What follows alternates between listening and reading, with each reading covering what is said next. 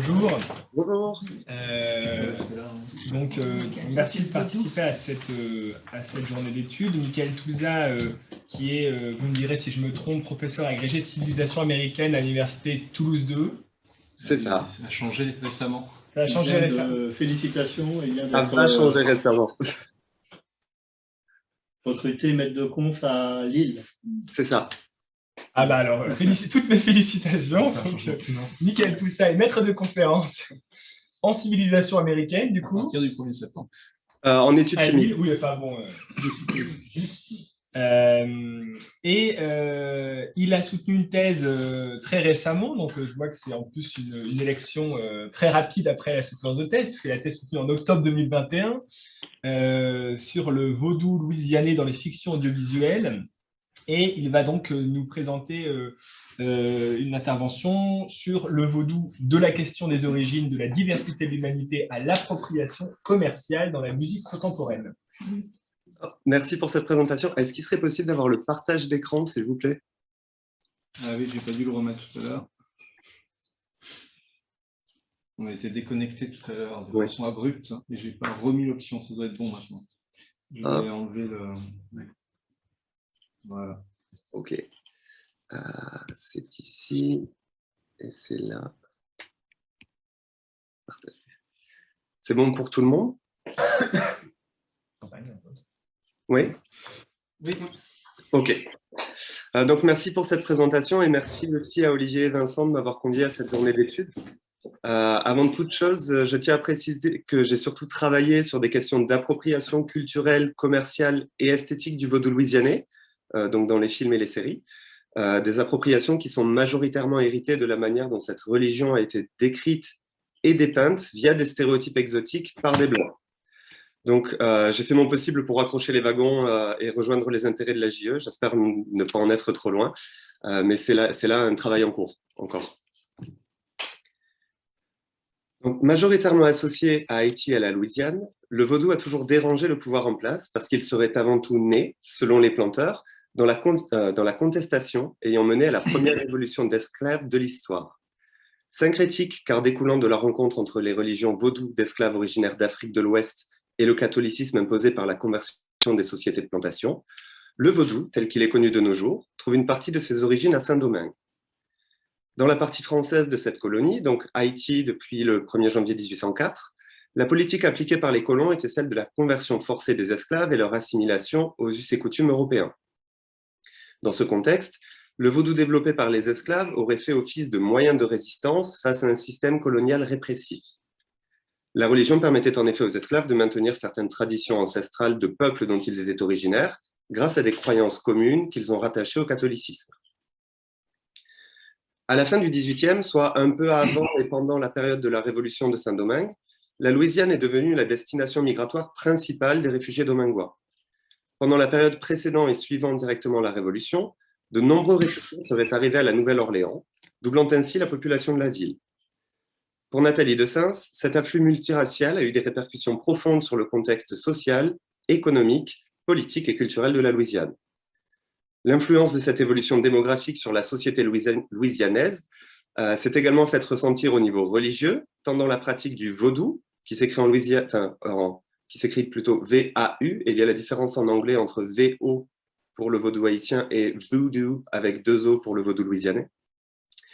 Donc, l'influence de cette évolution démographique s'est faite ressentir au niveau religieux, tant dans la pratique du vaudou louisianais que dans son appréhension de la diversité. Des auteurs ayant écrit sur le vaudou de la Nouvelle-Orléans, tels que Robert Talent et Albert Raboteau, notent la continuité culturelle du vaudou haïtien et du vaudou louisianais. Bien que ce dernier ait bénéficié d'une rencontre propre à l'histoire singulière de la Louisiane, de multiples origines ethniques, culturelles et religieuses. Au XVIIIe et XIXe, les cultures venues de différentes régions d'Afrique et les croyances du vaudou haïtien arrivées avec les réfugiés domingois se sont agrégées dans ce qui est devenu le vaudou louisianais, aux influences païennes de certains colons non catholiques et aux pratiques des Amérindiens Choctaw et Houma, qui étaient déjà présents sur le territoire louisianais. Cela mène d'ailleurs Robert Chaudonson à affirmer que le vaudou est transcommunautaire, ce qui est également illustré par la prêtresse vaudou néo-orléanaise Louisa Tiche, pour qui le vaudou est comparable au jambalaya. qui est un plat louisianais épicé composé de divers ingrédients tels que des crevettes, de la saucisse, des tomates, des piments et du riz. Je sais qu'il est l'heure de manger, donc désolé. Tout comme ce plat, le vaudou louisianais emprunte aux pratiques originaires de trois continents, que ce soit la révérence aux ancêtres centrales dans certaines religions de la diaspora africaine, la vénération de la terre propre aux croyances des populations autochtones d'Amérique du Nord, ou à l'occultisme chrétien européen. Le vaudou louisianais est ainsi le produit de rencontres, qu'elles soient raciales, ethniques, religieuses ou même linguistiques, à tel point que les différences physiques entre individus n'ont pas ou très très peu leur place dans les croyances et ne jouent aucun rôle dans cette religion.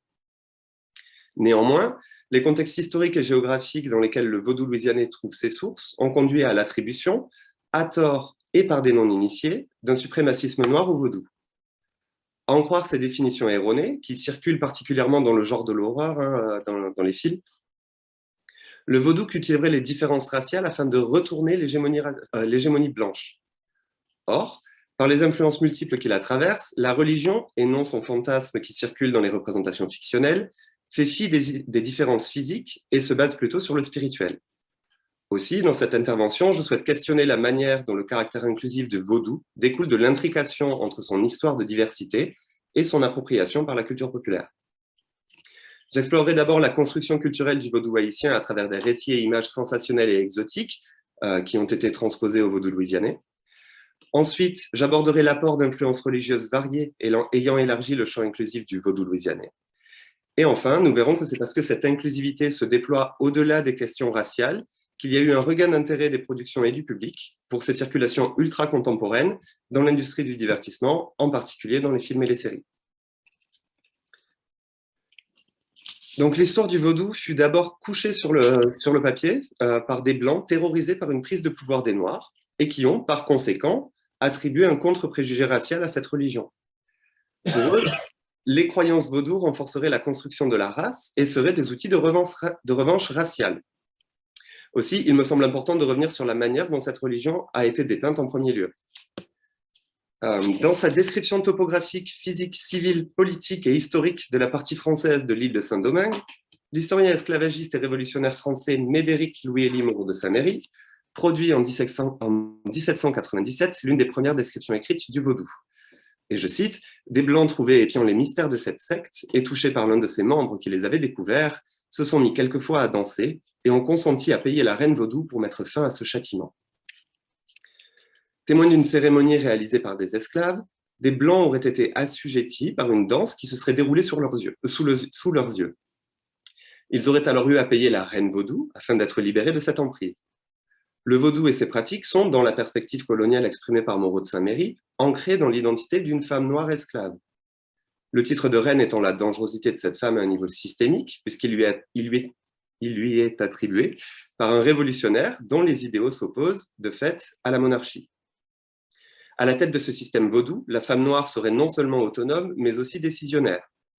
Elle serait ainsi déstabilisante, d'une part pour l'ordre établi par les planteurs, dont les idéaux impliquaient une domination des femmes par les hommes, des noirs par les blancs, et d'autre part pour les révolutionnaires, le pouvoir de son statut rappelant celui arbitraire des monarques de droit divin.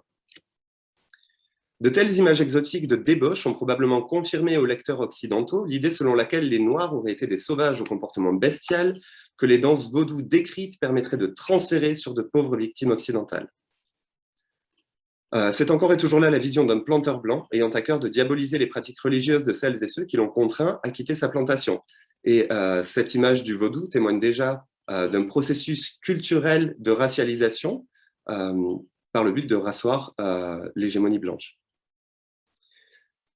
Après l'obtention de son indépendance, Haïti ne put vraiment se construire et la situation politique fut instable au cours du 19e siècle et jusqu'au début du 20e siècle, jusqu'à l'occupation du pays par les États-Unis.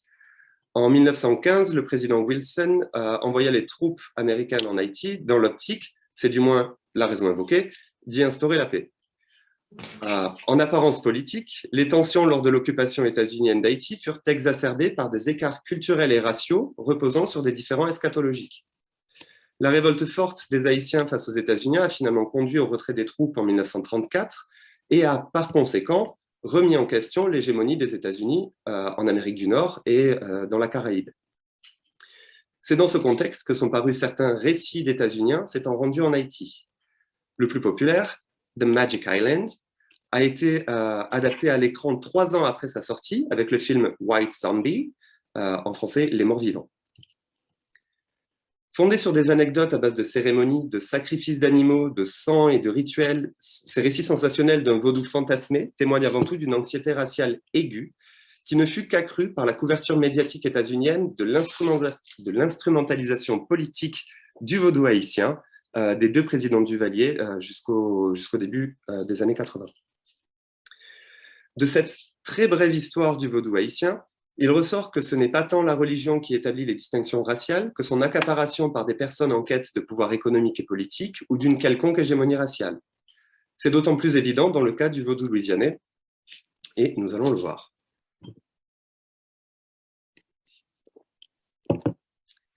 À partir de la fin de la guerre de sécession, qui aux États-Unis a conduit à l'émancipation des esclaves, la police louisianaise s'est mise à réprimander les rituels vaudous à la Nouvelle-Orléans dans l'optique de maintenir le contrôle des Blancs sur des Africains-Américains.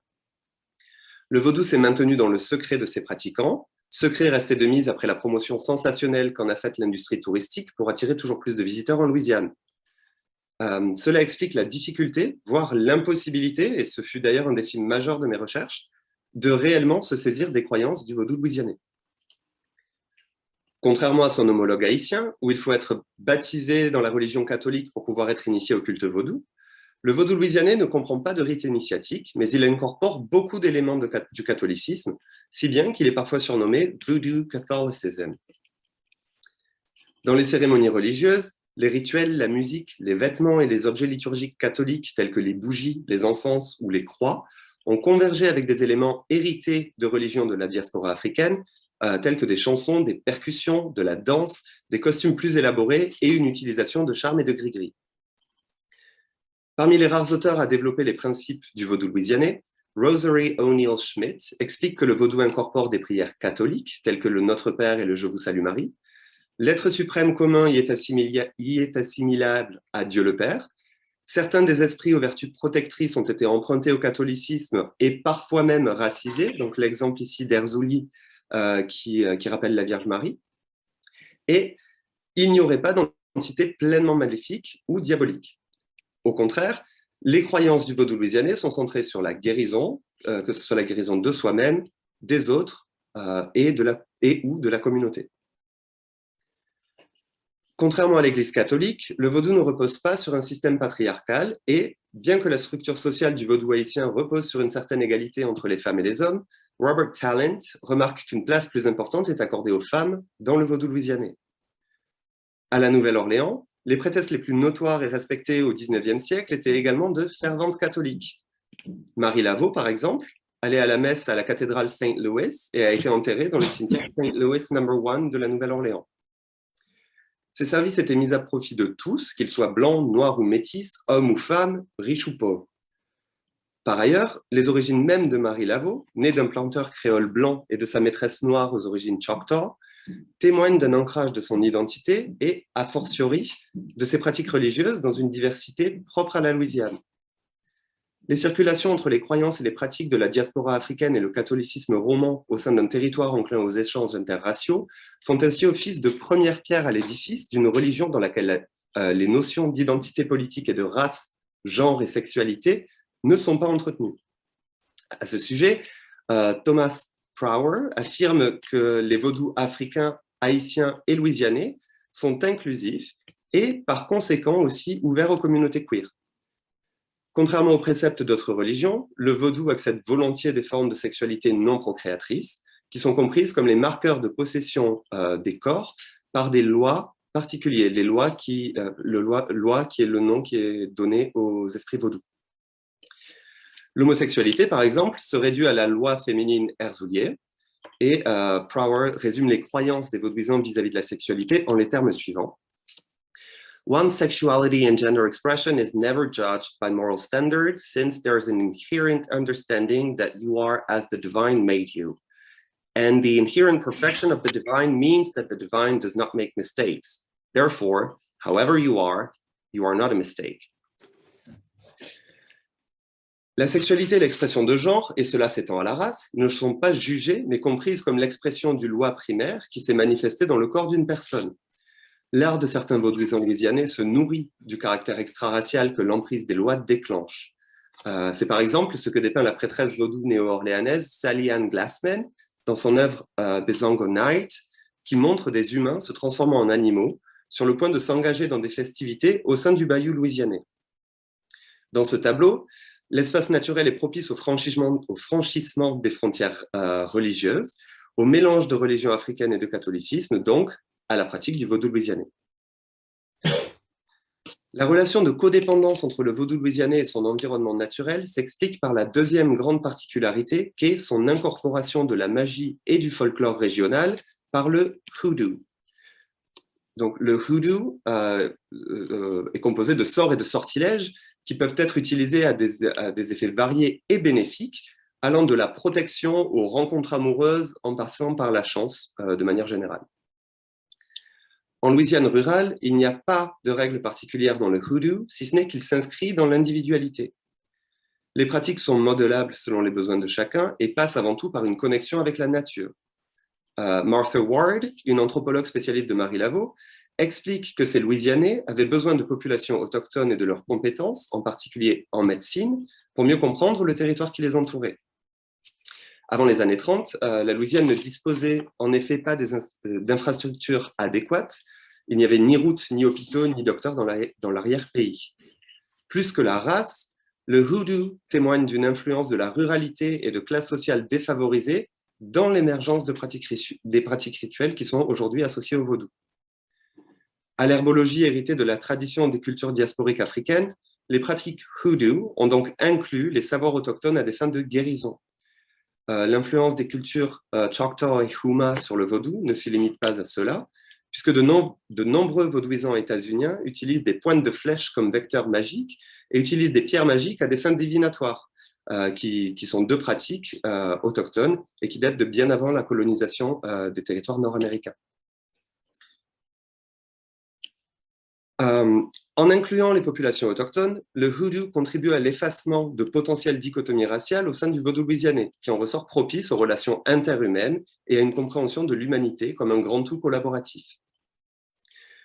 Le vaudou louisianais n'entretient certes pas d'identité politique, mais son pan non catholique, en somme non blanc, a été exacerbé au prisme de l'exotisme par l'industrie du divertissement afin d'en faire un produit consommable, d'autant plus dangereux qu'il est associé au satanisme, à cause de rares influences qu'il retient de l'occultisme européen. Pour Ned Sublette, les croyances surnaturelles des Européens se sont, dans le vaudou, ajoutées au catholicisme, aux religions africaines et aux croyances amérindiennes pour en faire une religion foncièrement états-unienne. À titre d'exemple, les fameuses poupées vaudou sont faites à l'effigie de certains lois et décorées des couleurs préférées de ces lois pour les vénérer. En réalité, la poupée vaudou telle qu'on la connaît aujourd'hui ne découlerait pas des croyances vaudou, et la magie noire liée à la fabrication de ces poupées aurait d'abord été pratiquée en Europe, comme l'écrit l'historien Daniel Cohen. European colonists in America were sticking pins in dolls made from the clothes of their enemies without receiving any instruction from African slaves. It may well have been the slaves who picked up the voodoo doll from their European masters. La poupée vaudou a dérivé de croyances européennes, puis a été attribuée aux esclaves pratiquant le vaudou dans le Nouveau Monde. Imprégnés de ces croyances, les colons les auraient transmises aux esclaves les côtoyant. En contradiction avec la chrétienté, ces poupées magiques ont été attribuées aux vaudouisants lorsqu'ils étaient tenus de pratiquer leur spiritualité en privé. Devenue l'un des symboles les plus reconnaissables de la Nouvelle-Orléans, la poupée vaudou n'est désormais plus tant un artefact religieux qu'un élément clé à la marchandisation d'un vaudou louisianais hautement exotique, que ce soit par l'industrie du tourisme ou celle du cinéma. Et si, pour Martine Luzardi, les poupées sont devenues, avec la désacralisation du mode occidental, des moyens de diffuser la mode, assurer l'identification régionale ou ethnique, l'objet cliché qu'est la poupée vaudou s'interprète plutôt comme le parangon d'une exploitation commerciale régie par des effets de mode dictés par les attentes du public et ou des touristes. Dans ce vaudou commercialisé, la poupée sert de représentation symbolique, à échelle miniature, d'une personne et peut être fabriquée en divers matériaux. Le but ultime serait d'y lier l'esprit d'une personne afin de lui jeter un sort tout en gardant ses distances avec elle. Le pseudo-rituel confère aux pratiquants le pouvoir de transposer l'identité d'une personne sur un objet, donc en somme de genrer, raciser ou sexualiser une poupée à des fins diaboliques. Avec l'émergence d'un public éduqué aux questions d'identité politique et plus enclin à pointer du doigt l'appropriation culturelle ainsi que le caractère problématique de certaines représentations, la diabolisation des Africains-Américains via le vaudou a perdu en popularité au profit d'une mise en avant des origines diverses et extra-raciales de cette religion, d'autant plus commercialisable qu'elles s'inscrivent dans l'exploitation de mouvements sociaux. Avec l'essor du mouvement Black Lives Matter aux États-Unis, par exemple, les producteurs de la série American Horror Story ont proposé une Marie Laveau luttant contre le racisme qui remonte en flashback jusqu'à la Nouvelle-Orléans du début du XVIIIe. Elle y est, en 2013, la matriarche à la tête d'un collectif de femmes noires aux expériences variées. Inclusif, son vaudou est même enseigné à certaines sorcières blanches, tant dans la saison 3 Coven que lors du retour de la prêtresse en saison 8 en 2018. Dans la même veine, on peut également citer la série Preacher, où les personnages rencontrent la prêtresse vaudou Marie Langelle dans la 3e saison, qui est blanche. Marvel's Cloak and Dagger, qui inclut une vaudouisante dans sa 2e saison, qui est noire. American Gods, qui se déplace à la Nouvelle-Orléans et représente les lois Baron Samedi et sa femme Maman Brigitte, qui est blanche, sous la forme d'un couple mixte. Ou Chilling Adventures of Sabrina, qui introduit le personnage de Mambo Marie, qui est aussi le Baron Samedi, en saison 3. Au-delà de ces séries, le caractère inclusif du vaudou louisianais en a fait un produit marketing transmédial, puisqu'on le retrouve dans quelques clips musicaux. Dans son album visuel Lemonade, Beyoncé, par exemple, a fait des différentes origines du vaudou une ode à la blackness, donc aux expériences des Noirs états-uniens, au sein d'une communauté de femmes noires louisianaises. Et Nicki Minaj, par exemple, a eu recours à une esthétique vaudou dans son clip pour la chanson Ganja Burn, afin de célébrer ses origines trinidadiennes. Même si la diversité des croyances et communautés du vaudou louisianais est prise en compte, on notera toutefois que les chanteuses continuent de lui attribuer un certain suprématisme noir, puisque la religion est issue d'une blackness états-unienne aux aspirations panafricaines problématiques. Ce n'est là encore pas la religion qui est nécessairement vectrice de race, mais plutôt la race et surtout la commercialisation de formes de militantisme noir américain à notre époque qui englobent et définissent le vaudou louisianais et le redéfinissent, le cas échéant. Pour conclure, produit de rencontres culturelles sur un territoire passé entre les mains des Français, des Espagnols et des États-Uniens, le vaudou découle d'une mosaïque d'influences singulières. Ce faisant, les croyances n'entretiennent pas de notion de race, mais sont plutôt vouées à la dépasser et à accepter la diversité. Alors que les premières œuvres populaires ont replacé le vaudou dans un cadre de lecture chrétien et diabolisé ses pratiques, c'est précisément le caractère inclusif du vaudou qui est aujourd'hui célébré. Les circulations populaires contemporaines et ultra-contemporaines du vaudou louisianais ont hautement racisé cette religion. Si on ne se base que sur elle, le vaudou aurait été développé seulement par et pour des Africains-Américains, soit désireux de se venger des Blancs dans un premier temps, soit se battant pour plus d'égalité raciale dans les productions les plus récentes. Les croyances et pratiques du vaudou néo-orléanais reposent avant tout sur la culture du secret, les pratiquants n'abordant jamais vraiment les détails avec les non-initiés. À ce propos, la poétesse vaudouisante néo-orléanaise Brenda Marie Osby s'adresse aux chercheurs et autres curieux qui, comme moi, s'enquièrent des croyances des communautés vaudouisantes néo-orléanaises. Elle écrit, et je cite, « You, of course, will tell us about the books you've read and the research you've done, none of which has anything to do with our beliefs. » S'adressant directement aux personnes qui la lisent, Osby révèle que les informations acquises et transmises sur le vaudou louisianais l'ont été par des personnes extérieures ou, pire selon elle, par des opportunistes qui ont vu le potentiel touristique de cette religion qu'ils ont exploité à des fins d'enrichissement personnel. Et ce, dès Marie Laveau selon elle.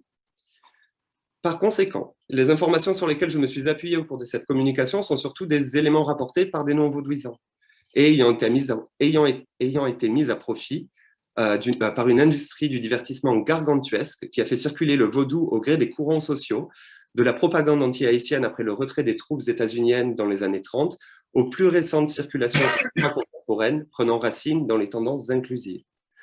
Au final, alors, tout ce que nous, les non-vaudouisants, savons vraiment du vaudou louisianais non commercialisé, c'est que le mystère qui l'entoure est encore bien épais.